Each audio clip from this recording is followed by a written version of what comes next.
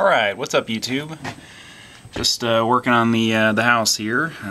Just doing the wiring today. I've got I got a couple of pulls done yesterday, and I'm going to try and finish the upstairs wiring today. It's actually going pretty well. It's kind of gross work because you've got the insulation up here.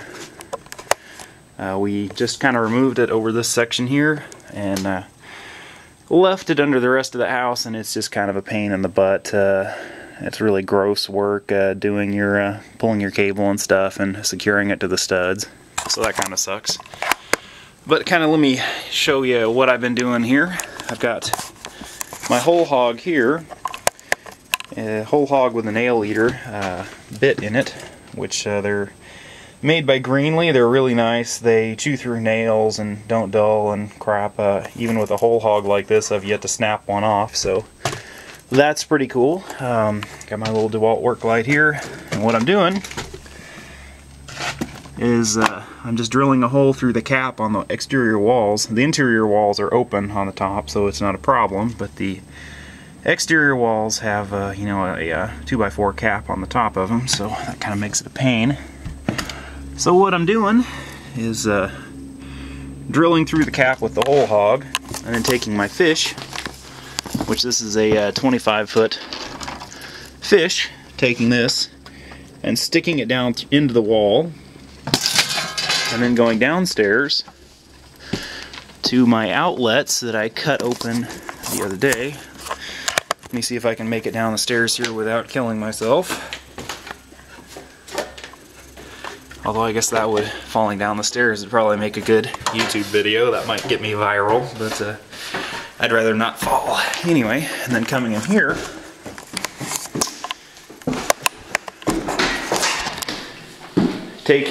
I've got a, actually I guess I should show that. I've got a flexible DeWalt camera that I stick in the wall, find the fish, and then my grabber here. Yes, I forgot to, they make an actual really nice fish grabber that works really well. I forgot to buy one, and so I've just been using this old piece of Romex, sticking it in the wall, getting a hold of the fish, pulling the fish out, and then I come over here, and this is a cable rack, or cable spool holder, however you want to call it. And I've got a 1,000-foot roll of 12-2 Romex, and I take some 33 plus, which is electrical tape, whoops, and use the 33 plus to tie this on the end of the fish, and you just wrap it around there, and then just pull it up into the wall, and it just goes up in the wall, and you pull it out the top. And I'm planning on putting a box, like, so you haven't bought them yet, but, well, I don't have anything similar. A big square metal box, and taking all the outlets from each room. So there'll be 1, 2, 3, 4, 5, 6 outlets, and pulling those all into one of the square boxes, like metal square boxes, and since it's an attic, it has to be metal. Pulling those all into one box, tying them all together, and then having one circuit on the sub-panel here drive each room.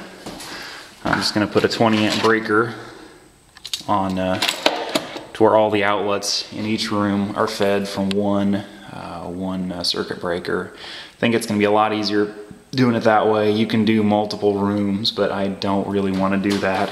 I'm more of a overkill sort.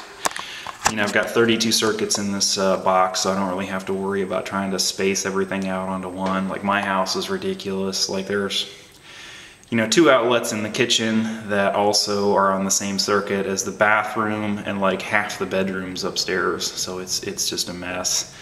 So I'm just going to do this while we're taking the house apart. I'm just going to do it right. Each room is going to have its own circuit breaker. It's not going to be a hodgepodge mess, and then like all the lights will be on a separate circuit breaker, and it's going to be done right. I'm not going to, crap this. If you've watched my videos, you've seen how destroyed this house was, and I'm just going to do it right. I'm not going to half-ass anything, since we're, so torn apart at this point. I'm just going to do everything right. Instead of putting in GFI outlets, I'm just going to put in GFI circuit breakers, and everything is just going to be done right. I'm not going to half-ass anything. Oh, that reminds me. And on that note, whatchamacallit, as I mentioned in one of my other videos, that I ordered a saw stop cabinet saw. That should be here, I think, next week, so I'll get some video up of that. That's pretty exciting. And then I got an SCMI T3 shaper table, which is pretty cool. They had that used at the Winter Woodworking, which is where I got the saw stop. The saw stop, like the factory sets the pricing, so I called around, and nobody deviates from that, so that's kind of sucky. That was a pretty spendy item. The cabinets, crap. Whatchamacallit, I figure it's going to cost me about $60–70 per cabinet to build, and holy crap, like between like $15,000 and say $25,000 is what if we were going to buy them, what it would cost. And I'll have, in equipment, I'll probably have $12,000. So I mean, we're saving money even at the lower end. We could have gone with the really cheapo sort of not builder cabinets, but like the really cheapo ones they sell at Menards for like $60 a cabinet, but they look like $60 a piece cabinets. They're awful. And I don't think she, as much money as she's pumping in this house, I think she wants everything really nice. And so, like, I can build, really nice cabinets for not far from what the sort of cheapo builder cabinets would be. So, as I say, like, even buying the table saw, and I'm just planning on just doing buying rough sawn lumber that's kiln dried, since there's going to be a ridiculous amount of woodwork in this house. Because we're going to put in paneling, and we're going to put in wainscoting, and like not the particle board kind either. We're going to put in real everything, basically, to try and match with the sort of the not theme of the house, but like the period of the house, and put everything back the way it was or would have been. And so yeah, it's between all that crap, if we bought all of it, I mean, it would just be ridiculous. The bifold doors and stuff need to be replaced downstairs, and a couple of the other doors need to be replaced. And I mean, it would just be, cost prohibitive. Cost prohibitive to do all that. I mean, we're probably looking at $30–40,000 worth of woodwork in the whole house, and crap I can buy.